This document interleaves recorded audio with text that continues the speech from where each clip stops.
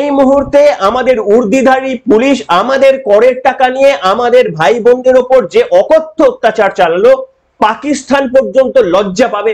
তার কারণ তারা আমাদের সেনাবাহিনীর বীর জওয়ানকে ধরে নিয়ে তাদের ওপর অত্যাচার চালায়নি এতটা পাকিস্তান। কিংবা আরজি করে যখন গোটা হাসপাতালে এইভাবে দুষ্কৃতীরা ভাঙচুর চালালো, তারা যখন আক্রমণ করলো তাদের হাত থেকে বাঁচতে নার্সদের বাথরুমে গিয়ে এদের লোকাচ্ছে এবং নার্সদের বলা হচ্ছে যে বাঁচাও, আমাদের বাঁচিয়ে দাও, আমাদের যেন ধরিয়ে দিও না। আচ্ছা ভাবুন তো, আমাদের সেনা জওয়ানরা কত বীর এবং কত বীরত্ব, এই রাজ্য পুলিশদের দেখলে বোঝা যায় যে কত ডিফারেন্স, তাই না? দুজনারই তো উর্দিধারী, তাদেরও একটা উর্দি রয়েছে, তারা গুলি খাচ্ছে আমাকে আপনাকে বাঁচানোর জন্য। যুদ্ধ নিয়ে যখন আমরা সবাই ব্যস্ত, ঠিক তার ফাঁকেই মমতা বন্দ্যোপাধ্যায় চালটা চেলে দিয়েছেন। কি চাল চেলেছেন বলুন তো? গ্রুপ সি দের 25,000 টাকা করে পার মান্থ এবং গ্রুপ ডি দের 20,000 টাকা করে পার মান্থ। অর্থাৎ তারা কোনো কাজ না করে বাড়িতে বসে 20,000 টাকা এবং 25,000 টাকা করে পাবেন। তো এখানটা দেখে নিন, সম্পত্তির হিসাব বলছে কোটি কোটি টাকার মালিক সব্যসাচী। বাড়ির সামনে দাঁড়িয়ে থাকে অডি ফরচুনার। 2016 সালে যে হলফনামা দিয়েছিলেন তার হিসাব বলছে শেয়ার বাজার ও মিউচুয়াল ফান্ড মিলিয়ে সব্যসাচীর মোট বিনিয়োগ ছিল 2,21,00,000 টাকা। কালীঘাটের সামনে সকলকে ওই 26,000-কে বসিয়ে দিন, যাতে করে পশ্চিমবঙ্গের মানুষ তাদেরকে গিয়ে 1 টাকা 1 টাকা করে ভিক্ষা দিয়ে আসতে পারে। অন্তত সেই পার্মানেন্ট একটা দোকান খুলে দিন তাদের জন্য।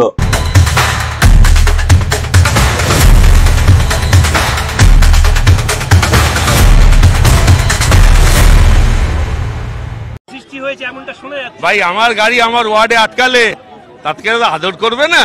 কোনো বিশৃঙ্খলা হয়নি, চলুন, কোনো বিশৃঙ্খলা হয়নি। যান যান যান যান যান, আপনারা তৈরি করছেন বিশৃঙ্খলা। যান, মিডিয়ার জন্য বিশৃঙ্খলা। চলুন চলুন চলুন চলুন, মিডিয়ার জন্য বিশৃঙ্খলা।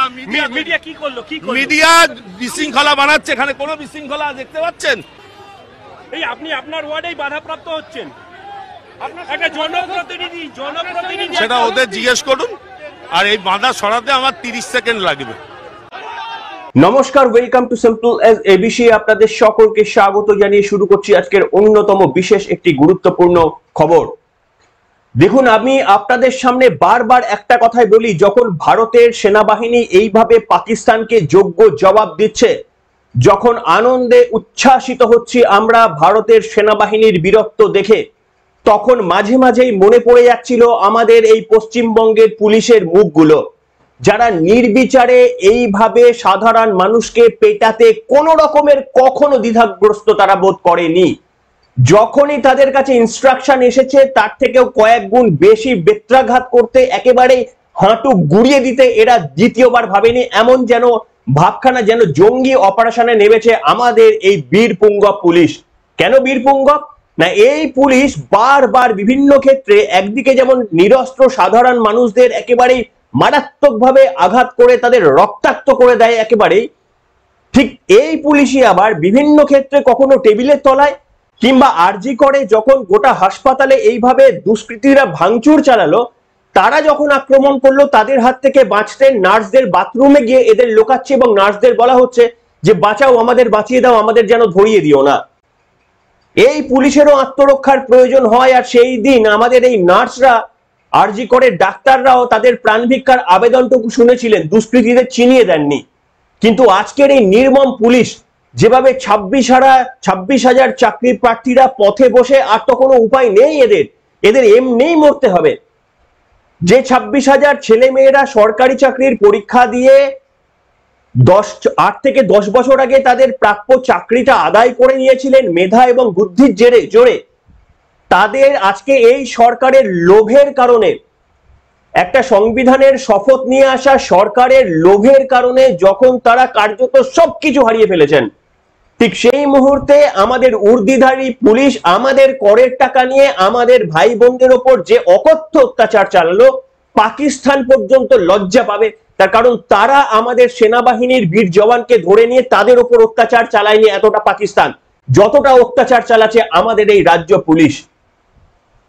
আমি আপনাদের সামনে বিভিন্ন তথ্য দেব যে শুধু রাজ্য পুলিশ নয়, এটা তৃণমূলের ক্যাডাররা ঠিক যেভাবে আমাদের সাধারণ মানুষকে মারে, ভোটের সময় তৃণমূলের ক্যাডাররা ঠিক যেভাবে সাধারণ মানুষকে মারে, কিংবা অন্যান্য যে কোনো সময় ঠিক তৃণমূলের ক্যাডাররা যেভাবে মানুষকে মারে, ঠিক একই কায়দায় আইন শৃঙ্খলার নামে শুধুমাত্র নিজেদের সাংবিধানিক অধিকারটুকু খাটিয়ে তারা নির্বিচারে আঘাত করে। একটা মবকে সামলানোর 10টা উপায় জানা উচিত পুলিশ প্রশাসনের। যখন দুষ্কৃতীরা আসে তখন না হয় এই ধরনের তাণ্ডব পুলিশ চালাতেই পারে, কিন্তু যারা প্রতিষ্ঠিত শিক্ষক, যাদের শিক্ষার সার্টিফিকেট রয়েছে, যারা স্কুল থেকে বেতন তুলেছেন, আমাদের এই রাজ্য সরকারের তহবিল থেকে যাদের অ্যাকাউন্টে টাকা গিয়েছে, যার প্রমাণ রয়েছে, তা সত্ত্বেও সেই শিক্ষকদের এইভাবে গলা ধাক্কা নয়, এইভাবে রক্তাক্ত করে দিল আমাদের এই রাজ্য পুলিশ। আমি সেই ভিডিওগুলো দেখাতে পারবো না, ইউটিউবের গাইডলাইন রয়েছে, আপনারা আশা করি কাল থেকে দেখেছেন। কিন্তু এইখানটায় দেখিয়ে বা জানিয়ে যে প্রশ্নটা আপনাদের সামনে করব, আপনারা খুব ভালো করে জানেন যে কার নির্দেশে এই ঘটনা, এই মারাত্মক কাণ্ড চালালো আমাদের এই পুলিশ। আচ্ছা ভাবুন তো, আমাদের সেনা জওয়ানরা কত বীর এবং কত বীরত্ব, এই রাজ্য পুলিশদের দেখলে বোঝা যায় যে কত ডিফারেন্স, তাই না? দুজনারই তো উর্দিধারী, তাদেরও একটা উর্দি রয়েছে, তারা গুলি খাচ্ছে আমাকে আপনাকে বাঁচানোর জন্য, দুষ্কৃতীদের হাত থেকে বাঁচানোর জন্য তারা বর্ডারে দাঁড়িয়ে গুলি খাচ্ছে। আর এরা রাজ্যের মধ্যে সাংবিধানিক অধিকারের অপব্যবহার করে আমাকে আপনাকে কার্যত গুলি মারার মতো কার্যত যে ব্যবহার করছে, সেটা ওই রক্তাক্ত করে দেওয়ার মতো অবস্থা করছে। আমি আপনাদের সামনে জানাবো বা দেখাবো রাজ্য প্রশাসনের কি অবস্থান। আপনারা দেখেছেন এই যুদ্ধের মধ্যে, কি খেয়াল করেছেন মমতা বন্দ্যোপাধ্যায়ের প্রশাসন ঠিক কোন ব্যবস্থা নিয়েছে? দেখুন আপনারা একটা খবর, চাকরি হারানো গ্রুপ সি এবং গ্রুপ ডি শিক্ষাকর্মীদের প্রত্যেক মাসে অনুদান সিদ্ধান্ত নিল রাজ্যের মন্ত্রিসভা, ঘোষণা মমতার। আমার মনে হয়, জানি না এটা নিয়ে মামলা হয়েছে কিনা, এটা নিয়ে মামলা হওয়া উচিত। কেন জানেন? যুদ্ধ নিয়ে যখন আমরা সবাই ব্যস্ত, ঠিক তার ফাঁকেই মমতা বন্দ্যোপাধ্যায় চালটা চেলে দিয়েছেন। কি চাল চেলেছেন বলুন তো? তার কারণ হচ্ছে মমতা বন্দ্যোপাধ্যায় এই ফাঁকে তার প্রশাসন সিদ্ধান্ত নিয়েছে যে গ্রুপ সি এবং গ্রুপ ডি যাদের চাকরি চলে গিয়েছে এবং যাদের চাকরির পুনর্বহালের জন্য সুপ্রিম কোর্ট থেকে কিচ্ছু বলেনি, শুধুমাত্র এই টিচারদের ক্ষেত্রে বলা হয়েছে, এদের ক্ষেত্রে কোনো ছাড় দেওয়া হয়নি। সেই গ্রুপ সি এবং গ্রুপ ডি কে প্রত্যেক মাসে আমার আপনার করের টাকা থেকে এই মুখ্যমন্ত্রী নিজের দুর্নীতি ঢাকতে তাদেরকে সাহায্য করবে। গ্রুপ সি দের 25,000 টাকা করে পার মান্থ এবং গ্রুপ ডি দের 20,000 টাকা করে পার মান্থ, অর্থাৎ তারা কোনো কাজ না করে বাড়িতে বসে 20,000 টাকা এবং 25,000 টাকা করে পাবেন। এবং তাদের মধ্যে সব থেকে বড় কথা হলো, অযোগ্য ভাবে যারা চাকরি পেয়েছেন, তৃণমূল কংগ্রেসের নেতাদের টাকা দিয়ে যারা চাকরি পেয়েছেন, তারাও আমার আপনার করের টাকা থেকে তারাও টাকা পাবেন বাড়িতে বসে। এই জন্য কি প্রশাসনকে আপনারা এনেছিলেন? আমি আপনাদের সামনে প্রশ্ন করেছিলাম, আপনারা যারা নরেন্দ্র মোদীর সমালোচনা করেন, আমি বলি দেখুন, সমস্ত রাজনৈতিক নেতাদেরই সমালোচনা করা উচিত, কিন্তু মমতা বন্দ্যোপাধ্যায়ের সঙ্গে নরেন্দ্র মোদীর তুলনা হয় না, অন্তত তুলনা করবেন না।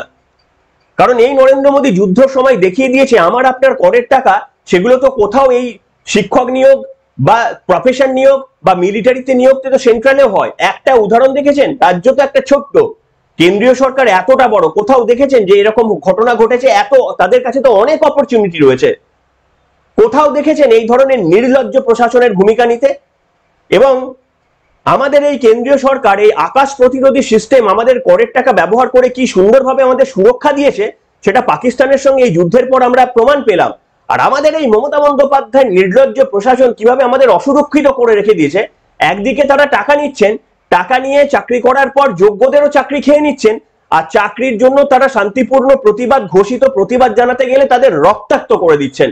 শুধু তাই নয়, গ্রুপ সি এবং গ্রুপ ডি যারা যোগ্য অযোগ্য যার মধ্যে সবাই রয়েছে, তাদেরকে আমার আপনার করের টাকা থেকে তাদেরকে টাকা দিচ্ছেন। অর্থাৎ এর ফলে কি হবে? রাস্তায় আপনাকে দাঁড়িয়ে পুলিশ প্রশাসন আরো বেশি করে হয়তো এই ট্রাফিক আইন ভাঙলে আরো বেশি করে টাকা তুলবে, 1000 জায়গায় 2000 নেবে, 2000-এর জায়গায় 5000 তোলা তুলবে, কিংবা অন্যান্য বিভিন্ন ক্ষেত্রে তারা হয়তো আরো বেশি অত্যাচার নামিয়ে আনবে আমার আপনাদের ওপর।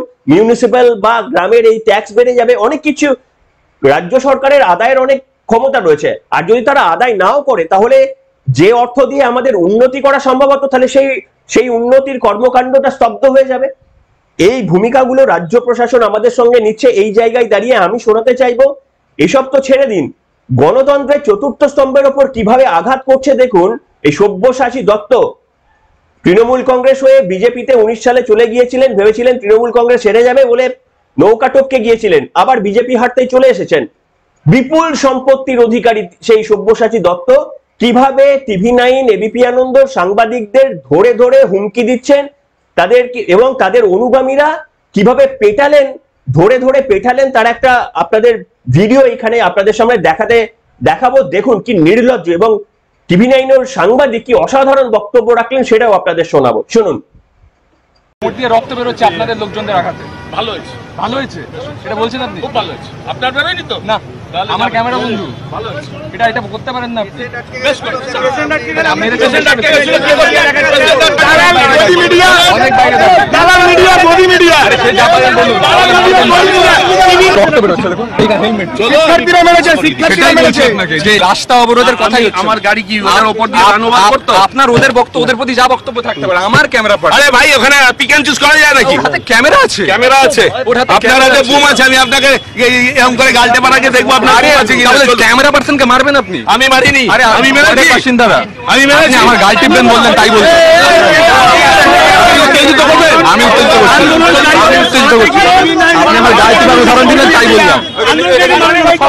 আমি দেখেছি তো আমার ক্যামেরা বন্ধুকে মারা। ওকে করতে গিয়ে করে দেন, যান নেগেটিভ দেখান যান। আরে নেগেটিভ দেখানোর কিছু নেই, আমি আপনাকে অ্যাপ্রোচ করলাম। নেগেটিভ পজিটিভ না, যেটা ফ্যাক্ট সেটা দেখাবো। আমি আপনার কথা বলছি না, আপনি ওকে সরান, ওকে যা ইচ্ছা করুন। আমার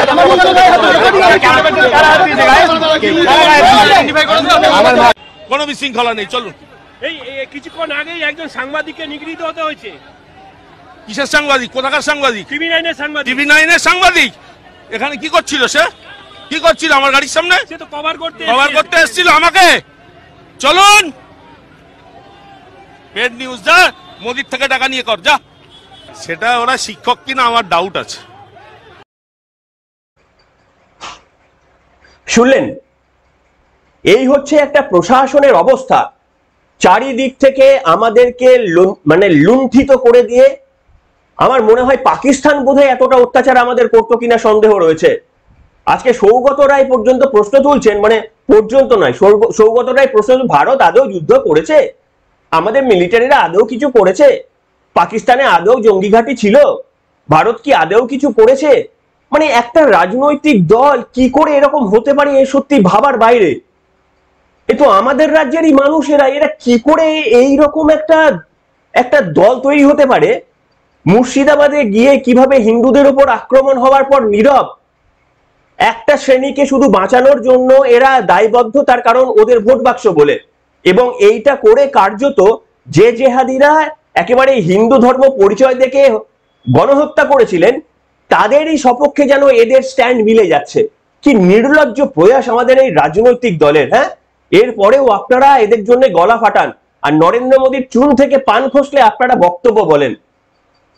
একজন যদি দাঁড়িয়ে থাকে 100-র মধ্যে 90-এর দোরগোড়ায়, সেখানে ভুলচুক হতেই পারে, আর একজন 100-র মধ্যে -100-তে দাঁড়িয়ে রয়েছেন। কি নির্লজ্জ প্রশাসন! আপনি দ্বিতীয় কোনো প্রশাসন দেখতে পারবেন যে এইভাবে চুরি দুর্নীতি করে শিক্ষকদের এইভাবে রক্তাক্ত করে দিল? তারপরে আবার এই তৃণমূল কংগ্রেসের ক্যাডাররা এসে, সব্যসাচী দত্তের ক্যাডাররা এসে এইভাবে অত্যাচার করলো। আমি এখানে দেখাতে চাইবো সব্যসাচী দত্ত সম্পর্কে নিউজ9 কি লিখেছে, আপনাদের সামনে আমি দেখাবো। তার কত সম্পত্তি রয়েছে, কি রয়েছে।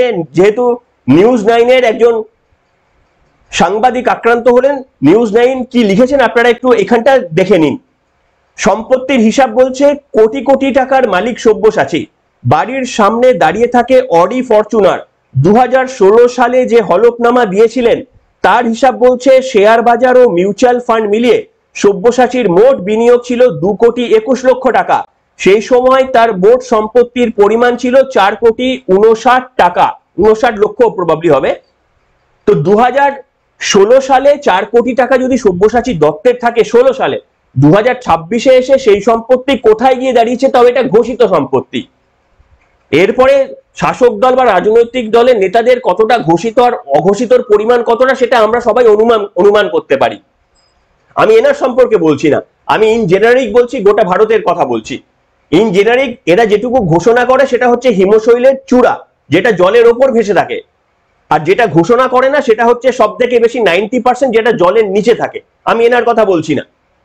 এইরকম একটা জায়গায় দাঁড়িয়ে সব্যসাচী চক্রবর্তী নিজেরটা তো গুছিয়ে নিয়েছেন, কিন্তু যে সমস্ত ছাত্রছাত্রীরা যোগ্য চাকরি পরীক্ষার পর তারা খুব স্বাভাবিকভাবে একটা ক্ষোভ ভেতর থেকে তৈরি হবে, তাদের জীবনে কি আছে বলুন তো? আপনি যদি একটা সরকারি কর্মচারীর চাকরিটা কেড়ে নেন, তাহলে সেই ছেলেটার ভবিষ্যৎ সেই ছেলেটার সংসার আর কি থাকে আপনি বলুন।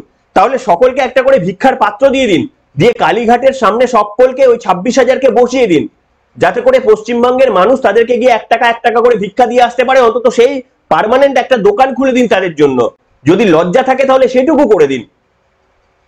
একটা যোগ্য শিক্ষক, তাদের সঙ্গে এইভাবে আচরণ করা যায়? সমাজের মূল মেরুদণ্ড এইখানে গিয়ে আমি দেখাবো একের পর এক, যখন আমি ভিডিওগুলো দেখাতে পাচ্ছি না, কারুর হাঁটু ভেঙে দিচ্ছে, রক্তাক্ত হয়ে যাচ্ছে, মেয়েরা কাতরাচ্ছে, জামা কাপড় ছিঁড়ে দিচ্ছে, মেয়েদের সম্ভ্রম বলতে কিছু থাকছে না, ছেলে পুলিশরা এসে মেয়েদের গায়ের ওপর হাত লাগাচ্ছে মানে সরিয়ে দেওয়ার জন্য, মানে একেবারে জঘন্য। এবং সব থেকে বড় কথা হচ্ছে সাইরেন বাজিয়ে, যেন মনে হচ্ছে মানে ঠিক ওই পাকিস্তান যেমন ড্রোন পাঠাচ্ছিল আওয়াজ হচ্ছিল, এইখানেও যেন ওরকম হচ্ছে, সাইরেন বাজিয়ে একটা বিরাট একেবারে জঙ্গি দমনের জন্য নেমে গিয়েছে গোটা রাজ্য প্রশাসন। আমি এইখানে দেখাবো জুনিয়র ডক্টর ফ্রন্ট, সরকারের তরফ থেকে অন্তত টিভির পর্দায় দেখা যায়নি যে কোনো অ্যাম্বুলেন্স এসে কাউকে মানে উদ্ধার করেছে। অনেক পুলিশ কর্মীও আঘাতপ্রাপ্ত হয়েছে, এবং খুব স্বাভাবিক, যখন দুটো মবের মধ্যে এই ধরনের ঝামেলা হবে, এক পক্ষ আক্রান্ত হবে, এটা তো হয় না। কিন্তু পুলিশ শুধু দেখবেন তাদের যে আঘাতপ্রাপ্তদের এটাকে নিয়েই বলবেন, বাকি যে আরো বেশি সংখ্যক এরা আঘাতপ্রাপ্ত হলো, আপনাদের মাথায় তো হেলমেট ছিল, আপনাদের হাতে তো লাঠি ছিল, এরা তো নিরস্ত্র। এর পরেও তো কেউ সাফোকেশনের জন্য, কেউ হয়তো অন্য দিক থেকে ঠেলাঠেলির জন্য আঘাতপ্রাপ্ত হতে পারেন। কিন্তু আপনারা শুধু আপনাদের পুলিশ কর্তাদের আঘাতপ্রাপ্তের ঘটনাগুলো এবার নেট মাধ্যমে শেয়ার করে বলবেন যে এরা কতটা মানে দাঙ্গা করেছে। আপনাদের কথা কেউ বিশ্বাস করে না। আপনারা যখন ওই আরজি করে টেবিলের তলায় লুকিয়ে গিয়েছিলেন দুষ্কৃতীদের না ধরতে পেরে, এভিডেন্স গুলো যখন আপনারা আটকাতে পারেননি, আপনারা এখান থেকে সহানুভূতি আর আদায় করতে পারবেন না কোনোভাবে। আমি এখানে দেখাবো Aniket Mahato, junior doctor front, আপনারা জানেন পরিচিত মুখ, তারা হেল্প দিয়েছে এবং তিনিও এই ঘটনাটার উল্লেখ করেছেন। আপনারা একটু শুনে নিন। শুনলেন, সরকারের তরফ থেকে অ্যাম্বুলেন্সের ব্যবস্থা করা হয়নি এদের জন্য, অন্তত টিভির পর্দায় দেখা যায়নি, কিন্তু পুলিশ কর্মীরা আহত হলে খুব স্বাভাবিকভাবেই তাদের অ্যাম্বুলেন্সে নিয়ে যাওয়া হচ্ছে, তাদের জন্য ট্রিটমেন্টের ব্যবস্থা। কিন্তু এরা চাকরি করেছে, এরা মমতা বন্দ্যোপাধ্যায় প্রশাসনের শত্রু, এরা দেশের শত্রু করে দিন না, এদেরকে ঘোষণা করে দিন মমতা বন্দ্যোপাধ্যায় যে এরা দেশের শত্রু। এদের অপরাধ হচ্ছে এরা ছোট থেকে পড়াশোনা করেছে, আপনার প্রশাসনে এদের পরিবারের অনেকে ভোট দিয়ে আপনাকে এই ক্ষমতায় এনেছে, এবং এরা যোগ্যভাবে সরকারি চাকরির পরীক্ষা দিয়ে এরা চাকরি পেয়েছে। কিন্তু আপনাদের এই দুর্নীতির দায়ে এরা একেবারে জড়িয়ে পড়েছে, তাই এদেরকে এবার আপনারা মানে ভারত বিরোধী তকমাটাই দিয়ে দিন। যেভাবে অত্যাচার করলেন, ভারত বিরোধীদের কেউ এইভাবে অত্যাচার করে না। আর শুধু একটা দিন নয়, এর আগেও ডিআই অফিসে, ঠিক কসবার ডিআই অফিসে একইভাবে হামলা চালানো হয়েছিল। এরা যেখানেই আন্দোলন ছাড়া এদের পথ কি রয়েছে? এরা কি বাড়িতে বসে থাকবে? আপনারা যোগ্য চাকরিটা কেড়ে নিলেন, এরা কি বাড়িতে বসে থাকবে? আপনাদের কথায় আবার প্রলোভিত হয়ে এদের সবকিছু সর্বহারা হয়ে যাবে? এদের উপায়টা কি রয়েছে? সব থেকে বড় কথা বলে যেখানে আমি শেষ করব সেটা হচ্ছে, দেখুন এটা কিন্তু আমাদেরও বোঝা। এরপর ধরুন আমি তর্কের খাতিরে ধরেও নিই, যদি মমতা বন্দ্যোপাধ্যায় প্রশাসন চলেও যায়, তাহলে কিন্তু এই 26,000-এর এই যে এদের যে আন্দোলন, এটা তো পরবর্তী সরকারের দায়বদ্ধতা এসে পড়বে এবং তাদেরও উপর চাপ সৃষ্টি হবে, তাদেরও কিছু একটা করে দেওয়ার জন্য এরা বলবে, কিন্তু এরা কিছু করতে পারবে না। মমতা বন্দ্যোপাধ্যায় প্রশাসন যদি না ওএমআর শিটটা পরিষ্কারভাবে দিতে পারে, কেউ কিছু করতে পারবে না। অথচ দেখুন এদের জীবনটা ছারকার হয়ে গেল, এমনকি আমার আপনার জীবনটা ছারকার হয়ে যাবে। তার কারণ প্রশাসন পরিবর্তন হয়ে যাওয়ার পরেও এরা কি ছেড়ে দিতে পারবে? এদের জীবনের মূল্য নেই? 26,000 মানুষ নয়। কাজে এইটা মিটে যাওয়ার নয়, পরবর্তী প্রশাসন চেঞ্জ হয়ে গেল, মমতা বন্দ্যোপাধ্যায় হাত গুটিয়ে পালিয়ে গেল, যদিও তিনি পালাবেন না, তিনি একদম চেষ্টা করবেন জীবনের শেষ দিন পর্যন্ত তিনি যেন মসনদরা যেভাবে হোক তিনি দখল করে রাখতে পারেন। কোন রকমের তার মায়া মমতা বলে আছে বলে এখনো পর্যন্ত বঙ্গবাসী হিসেবে আমরা পরিচয় পেলাম না, কিন্তু এই প্রলোভনেই বঙ্গবাসী ফাঁদে পা পড়ে গিয়েছিল এবং এই মায়া মমতা দেখেই মমতা বন্দ্যোপাধ্যায় আমাদের রাজ্যটাকে দখল করেছিল, আর আজকে সেগুলো উদাও। আপনারা লিখে জানান আপনাদের মন্তব্য।